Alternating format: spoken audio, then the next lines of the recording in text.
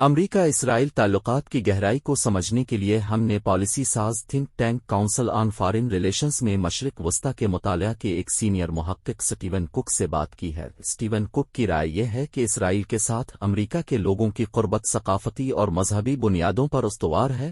وہ کہتے ہیں کہ شروع سے ہی امریکہ پروٹسٹنٹ مشنری یہودیوں کے لیے ایک وطن کے تصور پر یقین رکھتا ہے۔ اس کا خواب دوسری جنگ عظیم کے خاتمے کے 3 سال بعد پورا ہوا۔ ان کے مطابق عرب اقوام کی مخالفت کے باوجود اقوام متحدہ نے فلسطین میں یہودیوں کو وطن دینے کا فیصلہ کیا۔ امریکی صدر ہیری ٹرومین پہلے غیر ملکی رہنما تھے جنہوں نے مئی 1948 میں اسرائیل کی نو تشکیل شدہ قوم کو تسلیم کیا۔ صدر ٹرومین کے لیے یہ انصاف کا معاملہ تھا۔ انہوں نے بہت سے پناہ گزین کیمپوں کا دورہ کیا اور دیکھا کہ یہودیوں کو کیا تکلیفیں اٹھانی پڑیں۔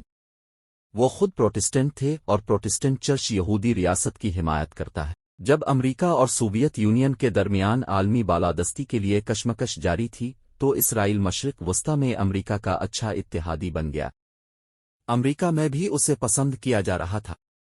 یہودی بہت سی ریاستوں میں بڑی تعداد میں موجود تھے اور خوشحال ہو رہے تھے۔ یہودی برادری انتخابی نقطہ نظر سے بھی اہم تھی۔ اسی دوران سوویت یونین کے حمایت یافتہ کئی عرب ممالک نے اسرائیل کو تسلیم کرنے سے انکار کر دیا۔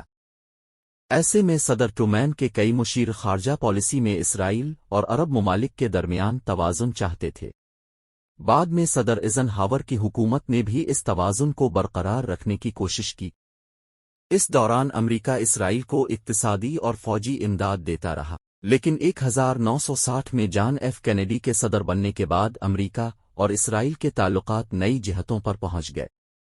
دراصل صدر کینیڈی نے پہلی بار امریکہ اور اسرائیل کے تعلقات کی تعریف کی تھی اور اسے ایک خاص رشتہ قرار دیا تھا۔ اس کے علاوہ اس پالیسی کے ذریعے امریکہ فرانس کی مدد سے جوہری ہتھیار بنانے کی اسرائیل کی خواہش پر بھی نظر رکھنا چاہتا تھا۔ سٹیون کک کا کہنا ہے کہ اسرائیل کو وہ مل گیا جو وہ چاہتا تھا۔ وہ امریکہ کے ساتھ سیکیورٹی تعلقات قائم کرنے میں کامیاب ہو گئے۔ صدر کینیڈی کو 1963 میں قتل کر دیا گیا تھا۔ ان کے بعد اقتدار میں آنے والے صدر لنڈن جانسن نے اسرائیل کے ساتھ تعلقات کو مضبوط کرنا شروع کیا۔ 1967 میں اسرائیل اور پڑوسی عرب ممالک شام، مصر اور اردن کے درمیان 6 روزہ جنگ میں اسرائیل نے فتح حاصل کی۔ یہی نہیں بلکہ اسرائیل نے مشرقی یروشلم پر قبضہ کر لیا۔ یاد رہے کہ یروشلم میں ایسے مذہبی مقامات ہیں جو عیسائیوں، یہودیوں اور مسلمانوں کے لیے مقدس ہے۔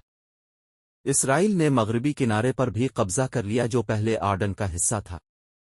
اس کے ساتھ ہی اس نے مصر کو غزہ کی پٹی سے بے دخل کر دیا جس کی وجہ سے وہاں کے ہزاروں فلسطینی اسرائیلی انتظامیہ کے دست نگر ہو گئے۔ سٹیون کک کا خیال ہے کہ جس طرح سے اسرائیل نے سوویت یونین کے حمایت یافتہ عرب ممالک کو میدان جنگ میں آسانی سے شکست دی، اس کے بعد یہ سوچا جانے لگا کہ اسرائیل اس خطے میں بہت کام آ سکتا ہے۔ عرب اسرائیل جنگ کے بعد جہاں اسرائیل اور امریکہ قریب آئے، فلسطینیوں میں اسرائیل کے خلاف غصہ بڑھ گیا اور دنیا کے طویل ترین تنازعات میں سے ایک میں تشدد اور سفارتی چالوں کا ایک نیا باب شروع ہو گیا۔